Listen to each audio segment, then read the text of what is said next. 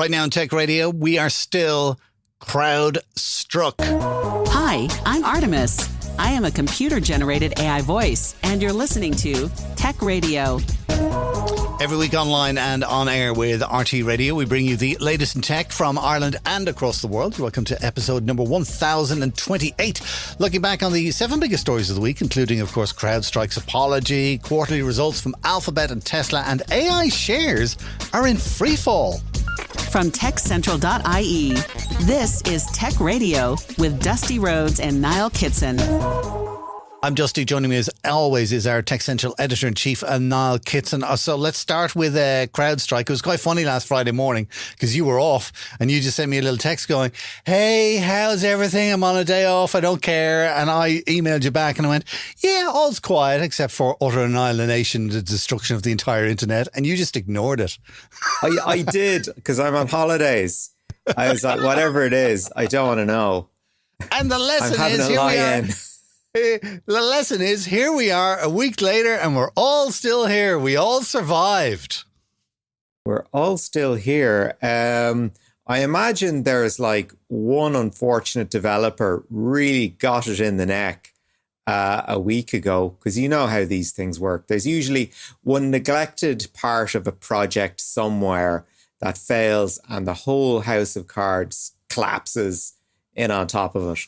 It's usually one call somewhere, one tiny little line of code, or one, decision that nobody makes anything of at the time. And it eventually there's the butterfly effect kicks in, and all of a sudden you have 8.5 million Windows systems, Windows computers go down. It just happens that a lot of them are in some fairly sensitive industries for them to go down in. Yes.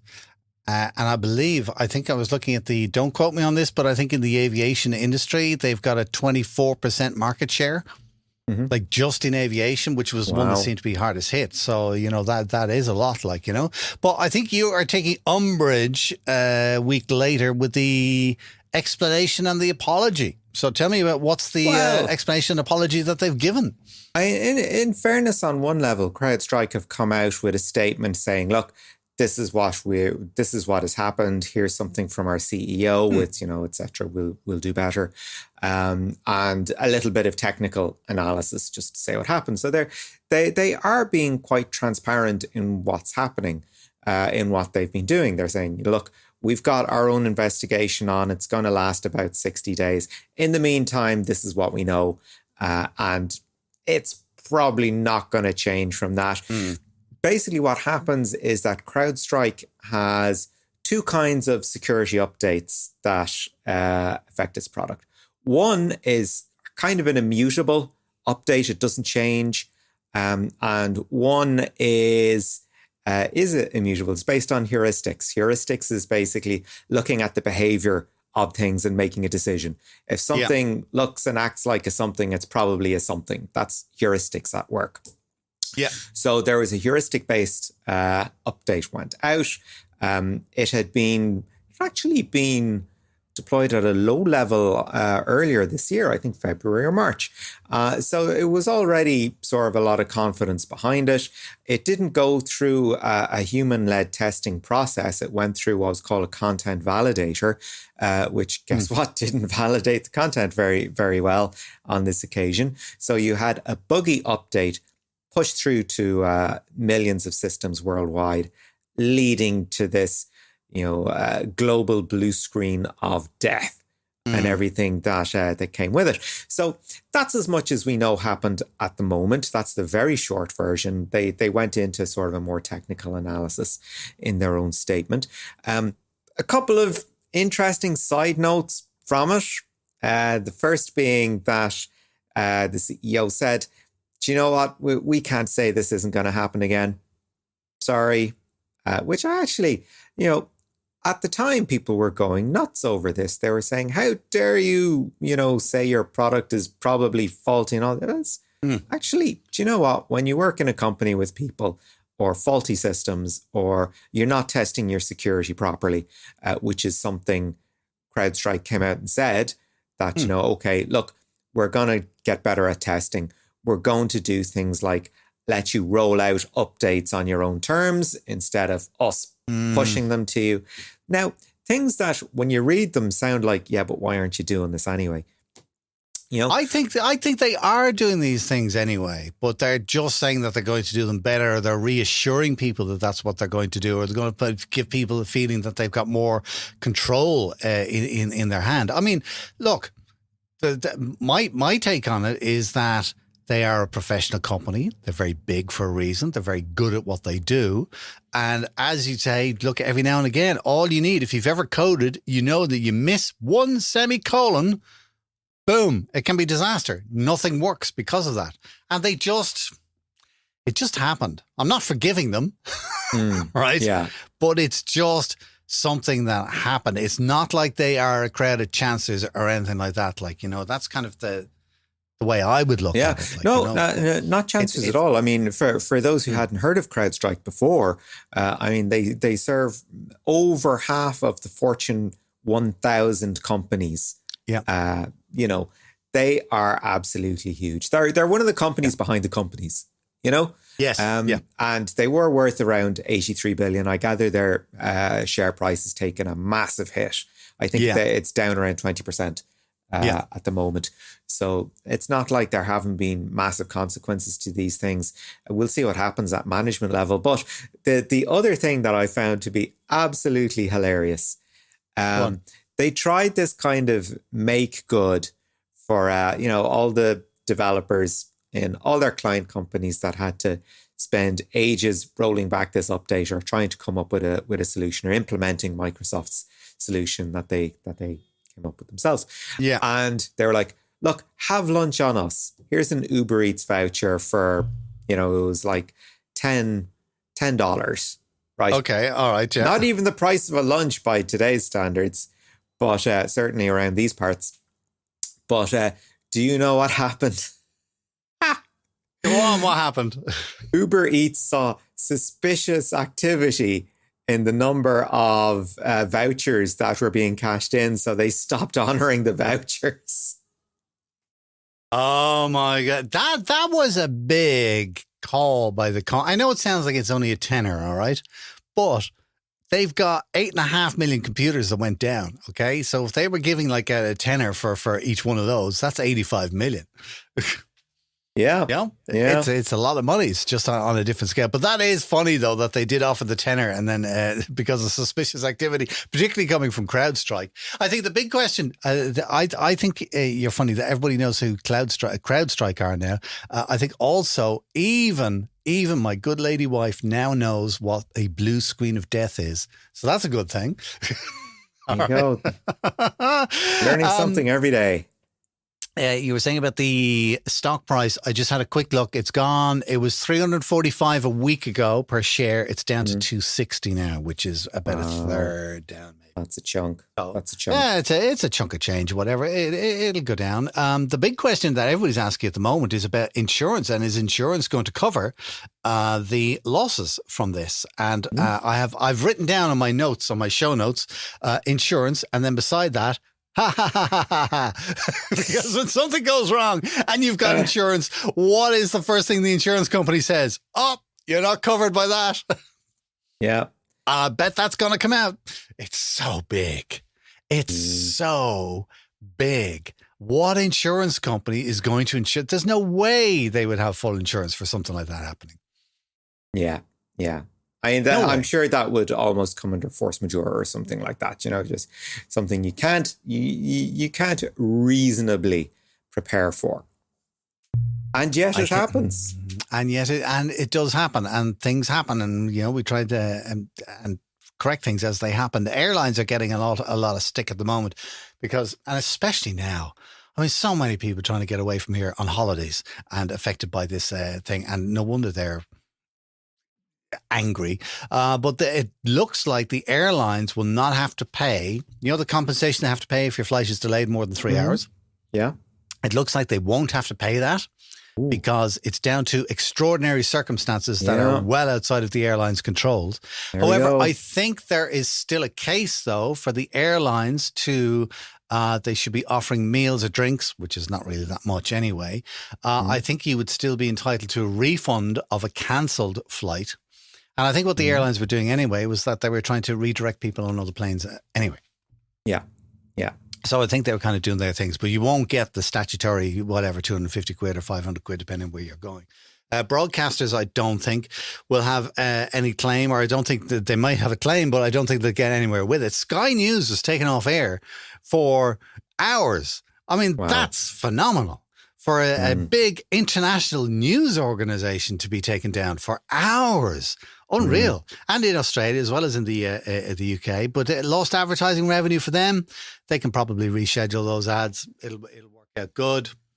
I don't know. Yeah, I thought it was very interesting, and all this compensation and will I be compensated? It's just going to roll on for years and years and years. But moving away from CrowdStrike and into another kind of related story, you have a brilliant story this week of a North Korean hacker who got a job with a security firm. Now, dare I even ask, what did he do next? Okay, yeah. What would a North Korean hacker do next? Okay, this is a company that you probably haven't heard of before. They are called KnowBe4, a cybersecurity firm. They in particular look at social engineering attacks. So, say you get an email from your, inverted commas, employer telling you to click on a link to do something.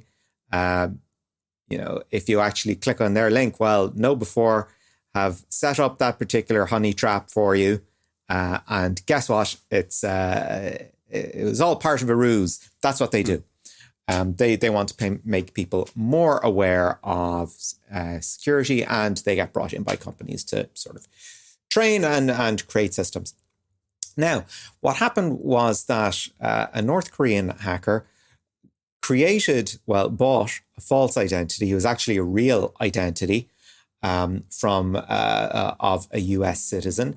They took a stock image of, 40-something competent-looking businessman, ran it through an AI to make it look like they were Asian and about 15 years younger, managed to get this AI-generated persona through 4 rounds of interviews, 4 rounds of video interviews. Video interviews with no doubt facial ID and all kinds of things on it. With actual humans looking and having a conversation, and just, the fact that this was an act of social engineering for infiltrating a firm that is meant to sort of prevent social engineering is pretty funny. However, the guy was hired. He was sent out his company-issued laptop. As soon as said laptop was opened and connected to the network, the guys in the company started noticing that malware was being uploaded. Now, there was no breach. There was no compromise of the company's systems. It was a piece of activity that was identified very quickly and shut down very quickly. So it was very much just a teachable moment. It's most likely a nation state actor involved. And it's kind of there's almost an element of, isn't it great what you can do? From whose side? The software company that caught him, or the North Koreans who tried to get him in there in the first place? Well, do you know what? For the company itself, they didn't have to go public with this, but they did. And they issued a statement saying, look, this is something that happened. And it's something that we've got to keep an eye out for. And we're happy to say that none of our systems were breached. Also making the news last weekend, of course, was the big story of Biden pulling out of the American presidential election and Kamala Harris announcing that she was going to be running for president. What was really interesting about it was within an hour, okay, not just the days after, within an hour of that announcement being made, the amount of nasty stuff that was appearing online as soon as the announcement was made on Sunday was unreal. There was lies, there was doctored photos, I should say, and more lies, like within minutes. And amazing the stuff that was going around. As somebody who's interested in tech and not in the States and just standing by and kind of watching it, it was quite fascinating. There were rumors being put around online that Biden was the victim of a coup. Right. Brilliant. Somebody had doctored a photo of Jeffrey Epstein to put Kamala Harris into it. I think what it was a photo of Kamala with her husband, and they took the husband out and put Jeffrey Epstein in and then circulated that around as well. And then, of course, Elon Musk. Aha! Now, there's a man who's always going to cause a bit of turmoil whenever he posts to his own social network. That's funny, isn't it? Musk owns X and Trump owns Truth Social. Anyway. Musk says that Kamala Harris will be a puppet to the Soros family, who are a very rich billionaire, blah, blah, blah. I think they're worth 10 billion or something like that. And he's made so much money now. He's a full-time philanthropist from Hungary, living in the States, and has done very well there. But he says that he must be the opposite side of Musk. Do you know what I mean? Because Musk is supporting Trump. This guy is supporting Kamala Harris. Au contraire. Oh, please, yes. Fill me in. Musk did indeed come out on the side of Trump after the failed assassination attempt. Yes. And it went around that he said, I will be donating $45 million a month to help get Trump elected. Yeah. Right? Massive endorsement. Guess what he is now not doing since Kamala Harris announced she is entering the race. He's not giving the 45 million. Not happening. Not happening. Really? Yeah. Oh, wow. That's very, now, I didn't know that. He said that, I will be paying it into a political action committee. I'm not putting it into Trump's hands directly. But, come on. It was great headline grabbing at the time. But we are going to see people coming out happily endorsing Kamala Harris. And why not? Because she has turned the election on its head completely. I think Biden was a very good president, a very competent administrator who did the right thing and did it in a very dignified manner. And the spaces that you would expect Kamala Harris to be attacked on based on previous campaigns are totally off limits. Totally off limits in modern America. Cannot be done. Such as? Give me an example. You cannot do that image you remember of Hillary Clinton during one of the debates with Trump towering over her in the background. You can't do that kind of thing anymore. People are wise to that. It was a different time back then. I don't think directors were as hip to the implications of that image. But there you go. I think lessons were learned. Even the Republican Party, the Speaker of the House, what's his name? I can't remember offhand, but I'm Speaker of the House, go on. I'm sure I will correct myself after we go off air. Has had to sit down with the members of his party and say, look, you can't make any racially sensitive comments.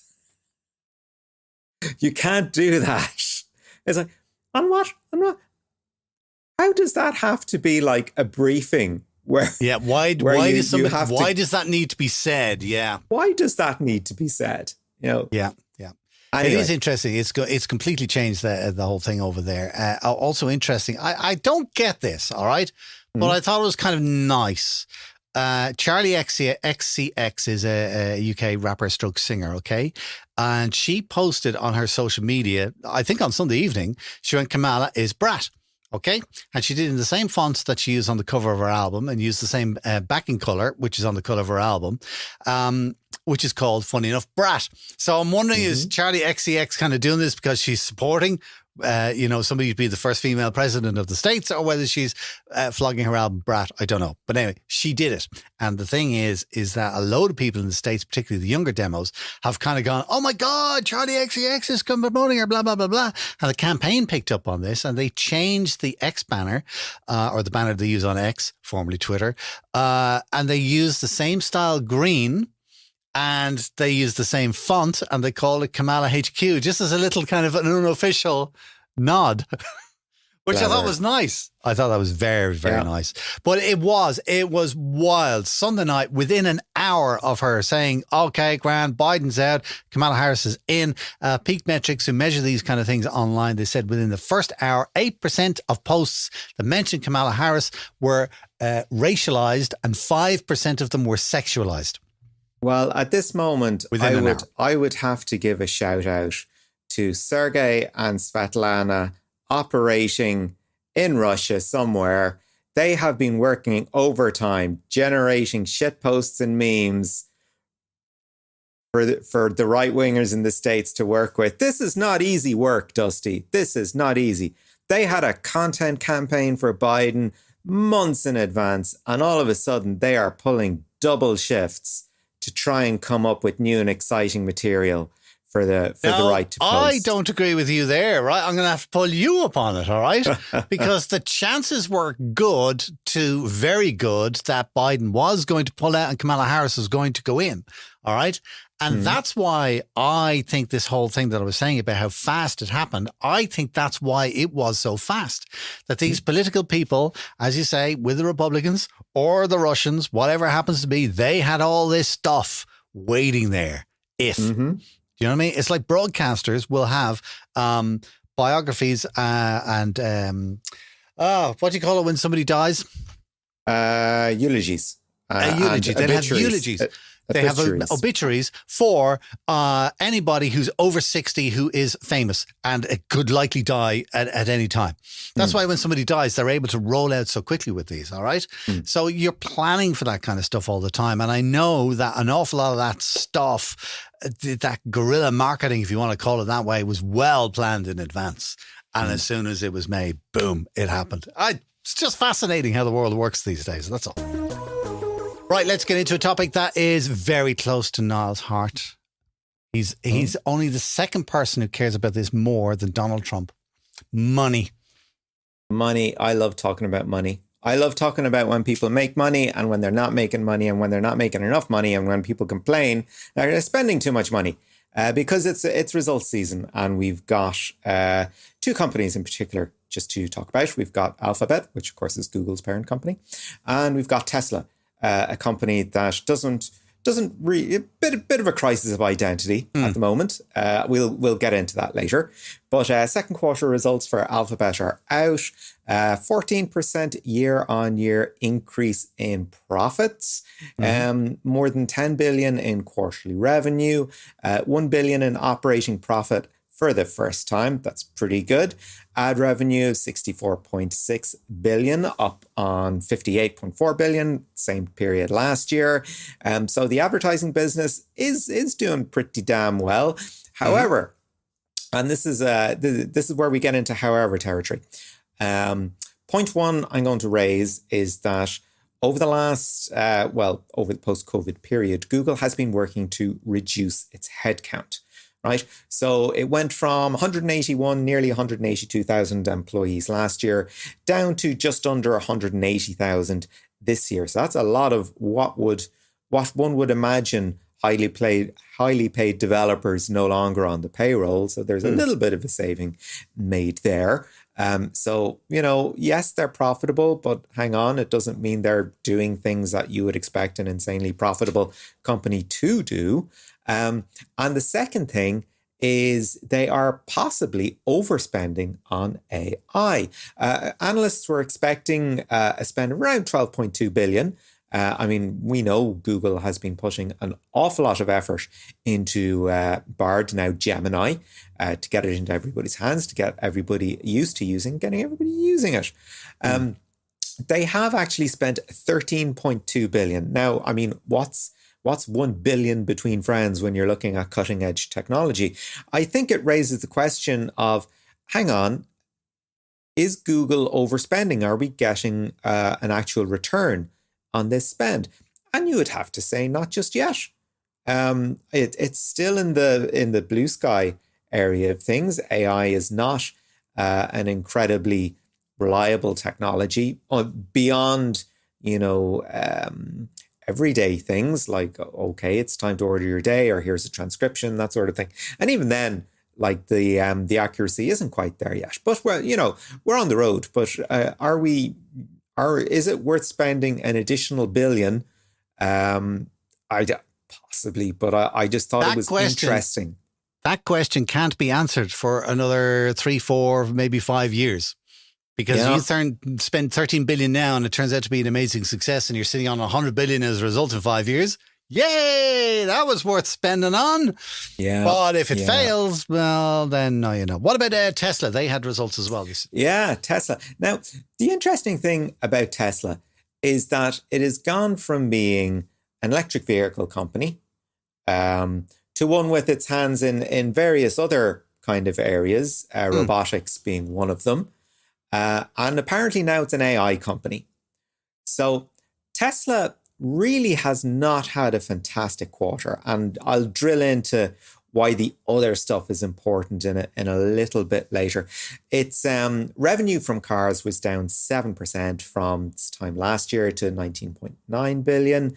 It's actually not meeting its sales targets or its shipping targets. Now its revenue is actually up 2%. And what is Tesla actually making money on then? If it's not cars, like what's happening? Well, if you've got a Tesla and you've had it a while, you probably know all about where Tesla is making its money, and that's in batteries. Tesla is making good bank on batteries to the tune of 3 billion in revenue, and that's only that's recurring revenue. If you're a Tesla user, you will be spending money on batteries, and this is the equivalent of a subscription model. This is something Tesla can rely on forever. We will be selling batteries, and batteries is worth good money to them. So important. But Elon Musk came out and as a means of glossing over the fact that the car business itself isn't doing as well as it should be, bearing in mind that all the mainstream manufacturers are in there, and we've got the likes of BYD coming in from China and eating Tesla's lunch in a lot of respects. Musk came out and said, yep, guess what? By the end of this year, we're going to have robo-taxis. By the end of this year, we'll probably have a more affordable car on the market. Definitely next year, we're going to have humanoid robots on the market, as his Optimus, vanity project will be out there on the market. So who cares? So now he's gone from saying, do you know what? We used to be a car company, but we've got all these other things coming down the tracks, and it's not enough, to say we're a car company. We are now an AI company. To which you might go, okay, do we have a Tesla AI? No, we don't have that. Well, I think they do have a Tesla AI with their predictive driving software. Which still has to prove itself, but if the car could drive itself, you could call it artificial intelligence, couldn't you? Well, I tell you, if you say you're an artificial intelligence company and your core AI product is causing crashes, I'd sit on that for a while. I'd sit on that for a little while.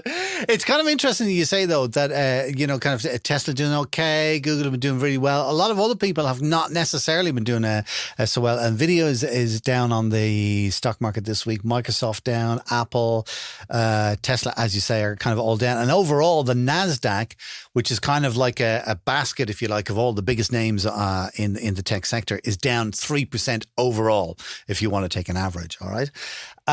Some people worried about that. I would say no, I wouldn't be worried about it at all, because I do watch the stock market. I don't have much stake in it, but I do watch the stock market, and I love it when shares go down 3%. Now, 3% to you or me is probably not a big number. Do you know what I mean? If something happens and it's 3%, it's like, yeah, whatever. Do you know what I mean?